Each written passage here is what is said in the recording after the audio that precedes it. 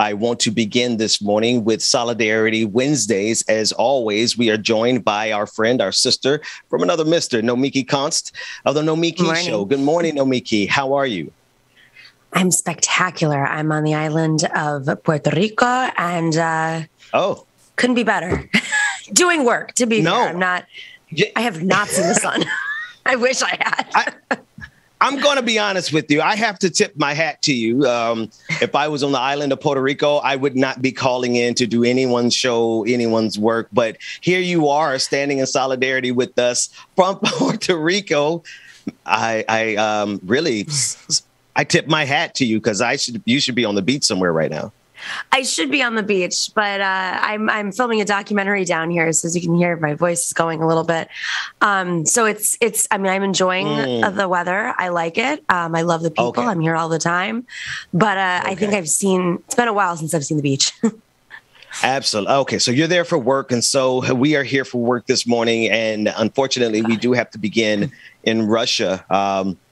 I want to begin with last week, the Biden administration told reporters that he considered Vladimir Putin to be a war criminal. Well, this has been now followed up with Russia summoning the U.S. ambassador over war crimes label.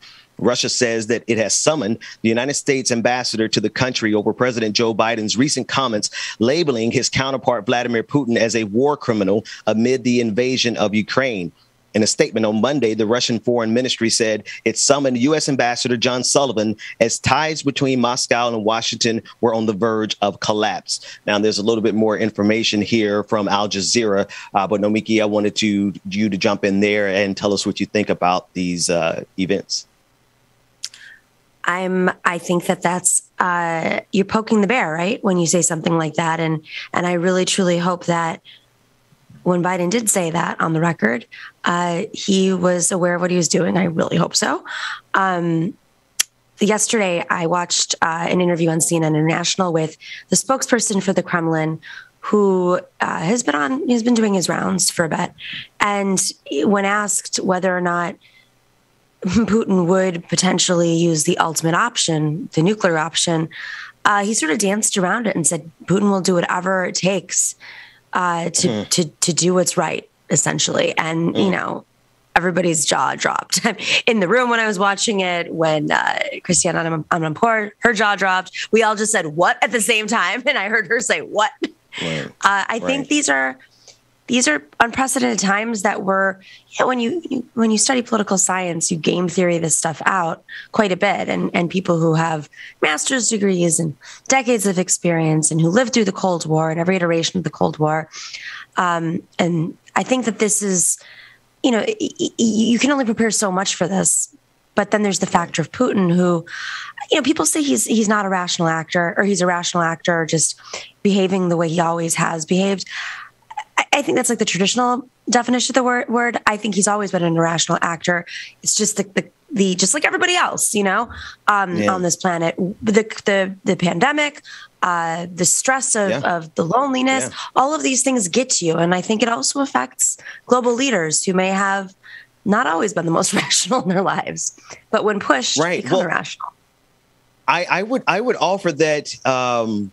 I would offer that all of our theories need to be updated for the irrational actor, because whether or not Vladimir Putin is gaming this out based on realism, right? If we're, talking about the theories, the hidden secret of international relations has always been whoever is willing to break the system can not necessarily take the system, but obviously they have the advantage. And this is what Vladimir Putin has seized upon.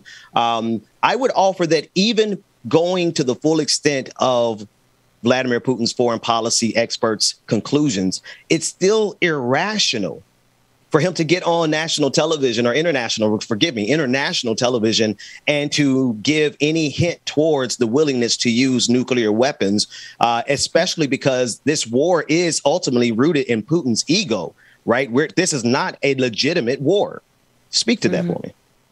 No, I think you're absolutely right. And I mean, it's a tale as old as time that you have emperors and kings and egomaniacal, usually male leaders who send the globe on the brink of destruction. And, it's not, I know we always say World War II, and if we could go back in history and kill Hitler earlier, but this has been going, since the beginning of tribes invading other tribes. Let's be real. It's ego. And we haven't still, as evolved as we are as a society, really created the mechanisms to prevent this type of behavior. We've tried to, it's imperfect, and every single, democratic country that is formed, on their own, hopefully due to their own will, tries their best, but it doesn't happen overnight. It still hasn't happened here. Right. And I think democracy, my belief is democracy is the best way to prevent these behaviors from happening, because you don't have absolute rule, right, hopefully. Right. And, you have term limits if they're operating properly. But right. I don't know where we go from here. I'm at a loss of words. I think our dependency on oil and gas, Europe's dependency on, let's actually think about it this way. We are about to go into more extreme form of inflation. We're about to have worse inflation due to this crisis. We already had bad inflation, and they were saying, it's about to end or weaken or lessen a little bit. And then this right. escalates everything. You're seeing the global world do everything they can, use all the mechanisms possible to prevent this from happening.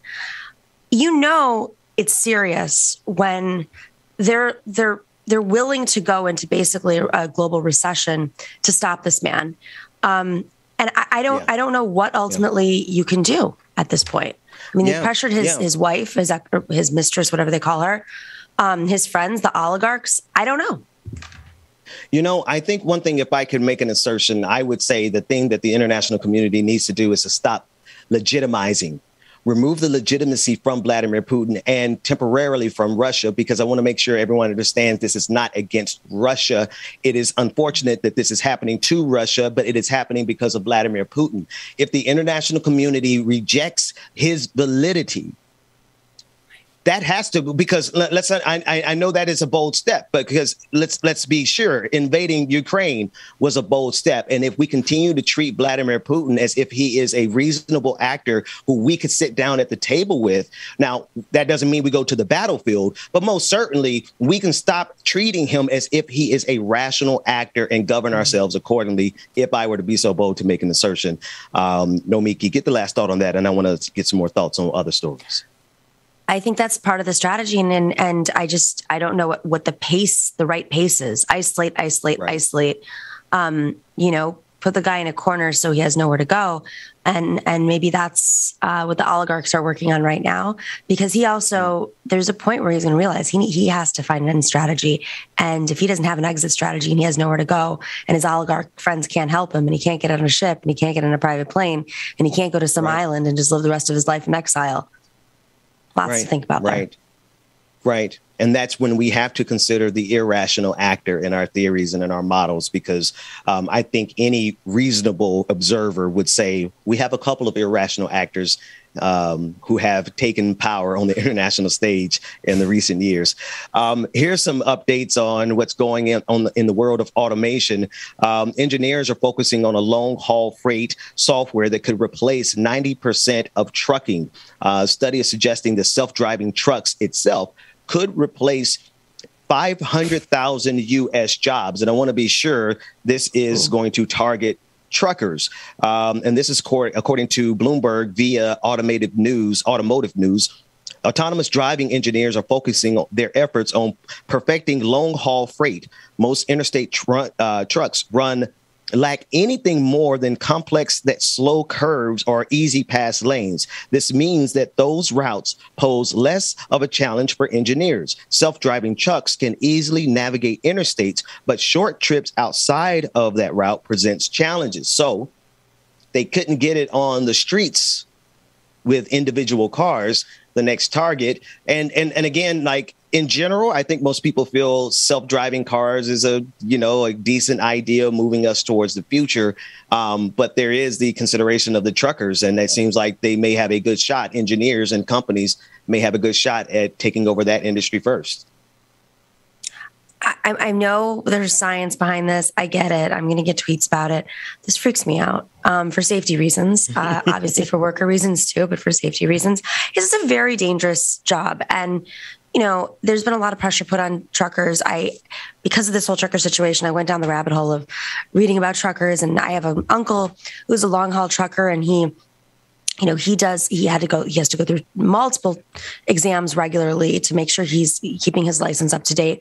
There is he does this because he in his mind, he thinks he makes a lot of money because he puts in double hours, and he had his ex-wife used to go out on the road with him. So when he would sleep, she would drive. I mean, they didn't really have a life. It's lonely. It's hard. The more the roads are in disarray in this country, it makes it more difficult. There have been more accidents since the pandemic, last couple of years. So I don't know how that affects truckers, but I know, we're all on the road together.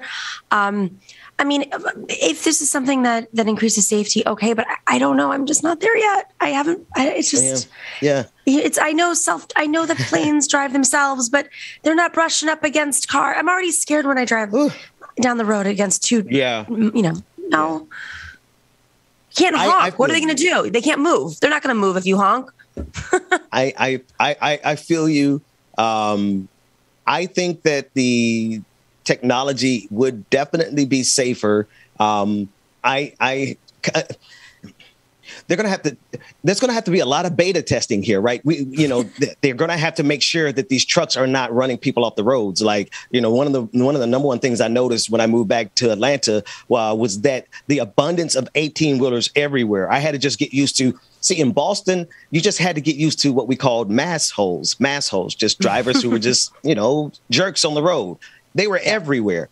Come down to Atlanta, you replace those, everybody's happy and, honking their horns and hey, neighbor, but you're inundated with 18-wheelers everywhere. So I agree with you. I have no idea how this is going to work in terms of safety, even though I think what we're currently doing is unsafe, especially because when an accident happens, there's no accountability for the companies and there's all the accountability for the drivers. I'm thinking of that poor driver who was put into a bad truck. The brakes went out and unfortunately, the truck killed several people and they tried to give him 200 years. So I think we have to address what's happening right now, as well as the potential for this technology. Absolutely. I mean, that case out of Colorado was horrifying. And I'm sure there's many more like this that we're just not even aware of. The other side of this is this is a product of our consumption habits. We don't want truck drivers to lose their jobs. And of course, we're seeing their frustration or a portion of the trucking industry's frustration acted out in these vax mandates and, their protests. But this is also just a reflection of our extraordinary consumption.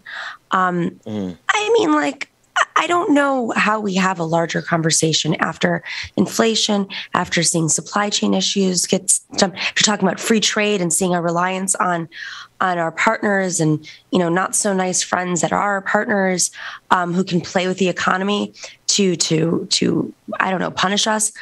This is all about our consumption. We are a consumer economy. We rely on goods from China who have pieces from other parts of the world, and then they're shipped on Greek ships, and then they, enter through multiple ports. I mean, it's the economic warfare is warfare. We are actually at war right now, whether or not we're conscious of it or not. We're at war. That's right. That's right. And to be honest with you, I often wonder how much of the payload that our truckers, because you know what I've been to, there's pretty much not a truck stop on the I-10 corridor that I haven't been to. And I go into the gas stations with the rest of the truckers. Like, I'm not a trucker, but I drive, and I've driven some pretty big trucks across the country, but not an 18-wheeler. But anyway, I digress. The point is, it is lonely. It is, you're lucky if you get a really clean gas station.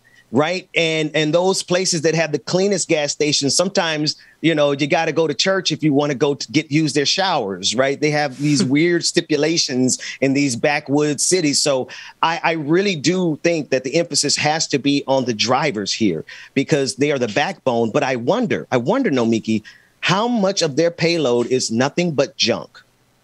How much of their loneliness is a result of them shipping plastic widgets that are coming from China or coming from wherever and ultimately just going to fill our landfills in about 6 months? I don't know if there's ever been an assessment of like, I don't know how many trucks are on the road every day. I don't know which companies. I mean, I'm sure there's many trucks that are working with many companies, but like, it would be interesting. It'd be a great study to see, with the largest, whether it's Walmart or Target, you list the biggest companies that sell the most goods in this country. Amazon, of course, Amazon. And it'd be interesting to see a breakdown of what they're selling and what they're, what's being imported the most. They know, they have the data.